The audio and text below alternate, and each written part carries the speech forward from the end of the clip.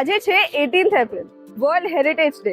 તો ચાલો અમદાવાદના હેરિટેજ સ્પોટ્સને એક્સપ્લોર કરી લઈએ. શરૂઆત કરી કાલુપુરના સ્વામિનારાયણ મંદિરથી. સવારની સૂરજની કિરણોમાં ઝગમગતું આ મંદિર જેટલું અલૌકિક હતું એટલું જ આધ્યાત્મિક. અહીંયાના વાતાવરણમાં પક્ષીઓનો કલરવ અને સેવક ભક્તોના પાઠ અને ભક્તિ ગોળવાયેલી છે. મંદિરની સુંદર કોતરણી નિહાળતા આગળ જતા અમારી નજર પડી એક થાંભલા પર. આ ભગવાનનો પ્રસાદીનો થાંભલો છે. અહીંયા ભગવાન કેટલી ઘડી આમ પકડીને ઊભા હતા, એટલે એમને પ્રસાદી કહેવાય છે.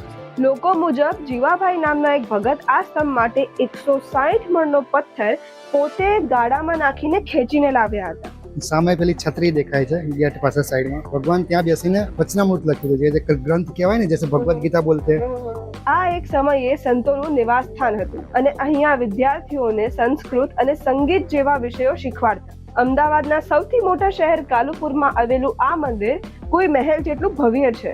ઇંતજારી હતી દર્શન ખુલવાની. અંતે 8:10 શૃંગાર આરતી કરી ભગવાનના દર્શન કરે. ભક્તિ અને ગૌરવ લઈને આગળ વધીએ પાર્ટ 2 માં.